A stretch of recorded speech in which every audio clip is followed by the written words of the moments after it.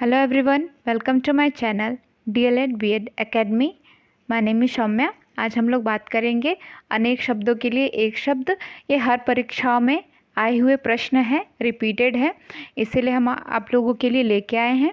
चलिए देखते हैं पहले प्रश्न को.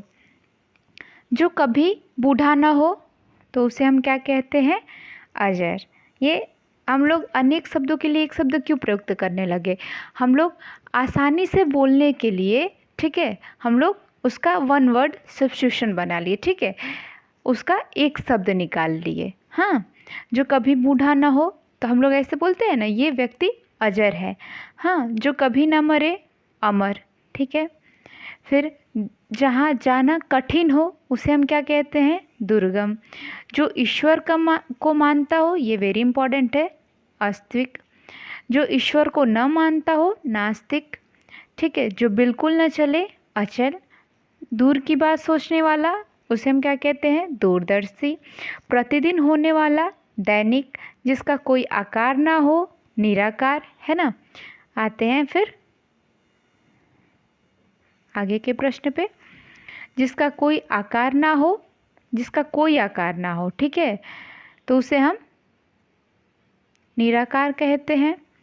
जिसका कोई आकार हो उसे हम साकार कहते हैं. ठीक है. जो अपना ही स्वार्थ देखे, ये वेरी इंपॉर्टेंट है, स्वार्थी. जो बिना वेतन के काम करे, अवैतनिक. ठीक है. जो बिना वेतन के काम करे उसे हम क्या कहते हैं? अवैतनिक. जो सब प्यार करे, जिसे सब प्यार करे, सर्वप्रिय. जो देखा न जा सके, अदृश्य. कुछ तो इसमें से एकदम से याद होंगे सबको. जो साग सब्जी खाए, शाकाहारी. जो मांस खाता हो उसे मांसाहारी कहते हैं. ठीक है. किए हुए उपकार को मानने वाला, कृतज्ञ. किए हुए उपकार को न मानने वाला, कृतघ्न. जो क्षमा न किया जा सके, अक्षम्य. ठीक है. फिर आते हैं आगे के प्रश्न पे. जिसे सबसे पहले गिनना उचित हो, अग्रण्य. जिसका जन्म पहले हुआ हो, अग्रज. जिसका जन्म बाद में हुआ हो, अनुज.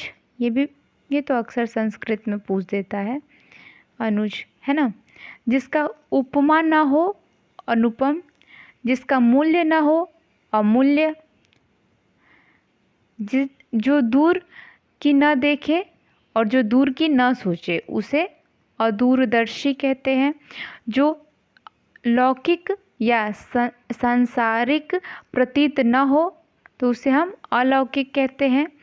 ठीक है. जिसका उल्लंघन करना उचित न हो, अनुल्लंघनीय. ठीक है. जिसका हम उल्लंघन करना उचित नहीं मानते हैं उसे हम क्या कहते हैं? अनुल्लंघनीय.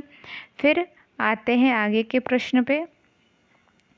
जो सोचा भी न गया हो उसे हम क्या कहते हैं? अतकृत्य. जो उचित समय पर न हो, असामयिक. जो क्षय न हो सके, अक्षय. कम अकल वाला, अल्प बुद्धि. जिसके पास बुद्धि कम होती है उसे हम क्या कहते हैं? कम अकल वाला. अध मतलब नीचे लिखा हुआ, अधोलिखित. आशा से कहीं बढ़कर, कभी कभी कोई काम आशा से बढ़कर कोई मनुष्य कर देता है तो उसे हम क्या कहते हैं? आशातीत. जो जातियों के बीच में हो, अंतर्जातीय. जो न जानता हो, अज्ञ. जिसका सामना दूर से न हो, अद्वितीय. ठीक है. जिसके सामने न हो, अनन्य. ठीक है, अनन्य. फिर उसके आगे देखते हैं. जिसका पार न हो, अपार. ठीक है. जो साफ न किया गया हो, अपरिमार्जित. आचार्य की पत्नी, आचार्यानी. जो अर्थशास्त्र का विद्वान हो, अर्थशास्त्री. ये तो अक्सर अर्थशास्त्र का बुक आता है तो जो उसके विद्वान हैं उन लोगों को हम क्या कहते हैं? अर्थशास्त्रीय. अनुवाद करने वाला, अनुवादक. ठीक है. अनुवाद किया हुआ, अनुदित.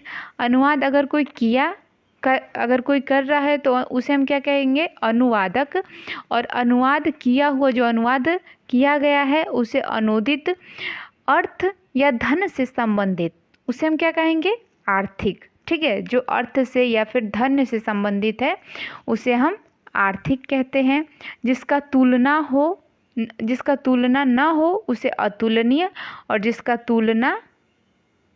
जिसका आदि न हो अनादि, ठीक है। आते हैं आगे के प्रश्न पे। जिसका अंत न हो, ये तो बहुत इम्पोर्टेंट है, अनंत। जो परीक्षा में पास न हो, अनुत्तीर्ण। जो परीक्षा में पास हो, उत्तीर्ण। जिसका दर्शन प्रिय माने जाए, प्रिय दर्शन। जो मान लो कोई मनुष्य मानता है कि ये प्रभु मेरे लिए अच्छे हैं तो हम इनका दर्शन करके जाएं, तो जिसके दर्शन प्रिय माने जाए, प्रिय दर्शन उसे हम कहते हैं। जिसका इच्छा न किया जाता हो, अनभिलषित।